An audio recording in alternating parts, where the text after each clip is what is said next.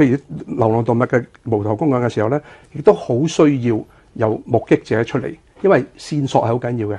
同埋咧，一定要有啲蛛絲馬跡咯，譬如兇器啊，即係譬如有人睇到啊，譬如又或者嗰隻動物有冇人知道佢係得罪過人咧？咁樣點樣得罪過人咧？或者有人嫌棄過佢啊，騷擾過人啊咁樣，有人話講，即係呢啲冚唪唥都係要調查嘅範圍裏邊。頭先我話美國例子都唔係好犀利做，佢哋嘅動物警察都冇乜用。我哋咧就唔會，即係我哋行動組就冇抹殺動物守護計劃嘅成效。當然，我哋會形容咧，大家諗一諗，有個課室。即係同學喺度嘈亂巴閉，有班長梗係可以看管秩序啦。但係同學打交咧，甚至同學騷亂咧，你一定要出動老師，甚至校長。而家香港嘅情況咧，就已經打晒交㗎啦。你見到無日無之嘅虐待動物嘅案件，然後就要睇唔同警區嘅心情。嗱，有啲警區做得好嘅，然後個指揮官話：咦，我都愛動物嘅，我即刻派40個 PTU 衝上去捉人。但係有啲嘅地區，我而家就咁簡單舉個例，即係近1個月，我接咗好多嘅市民求助。有個街坊佢住喺荃灣，佢屋企有5隻狗俾人毒死咗。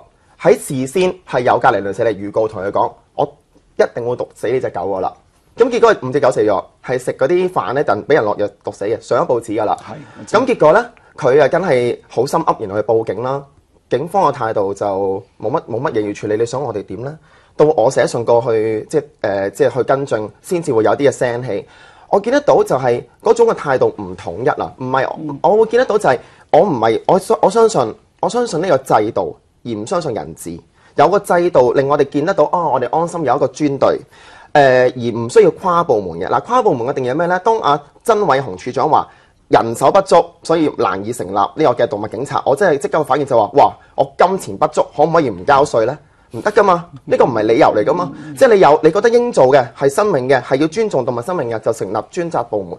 而假如你話跨部門嘅，以前試過啦，我簡單到私樓滲水，樓上話樓下又話樓上滲水，結果要揾食環署，食環署又推俾屋宇署，一去到咁官僚呢，就好擔心。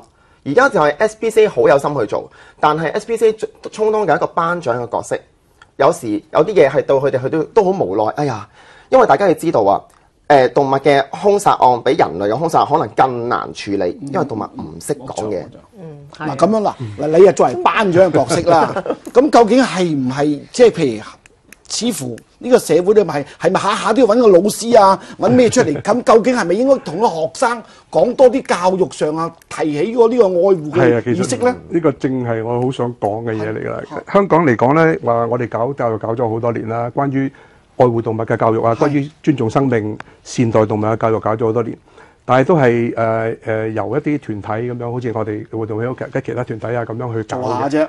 咁我就覺得，既然我哋而家有咗通識教育啊呢類咁樣嘅嘢，會唔會喺通識教育裏邊擺咗一個一定要 cover 嘅題目，就係愛護動物、愛護生命、愛護生命、尊重生命，唔係淨係愛護動物添。愛護動物呢個課題咧咁樣。通識教育即係如果通識教育裏邊擺咗落去，因為我哋因為愛護動物協會本身做呢個做咗好多年㗎啦。最近咧，我哋同某一個機構合作咧，我哋係做咗一啲 training package 出嚟嘅，一啲 training package 出嚟嘅，係俾中學同埋小學嘅，甚至喺大學嚟講咧，我哋覺得應該都喺呢方面有個課題，然後先至可以咧真正咁樣咧去有效地減少呢個虐待動物嘅個案，就再去配合咧點樣去做班長嘅角色啊，點樣做老師嘅角色啊咁樣咯。我覺得呢幾樣嘢都好重要。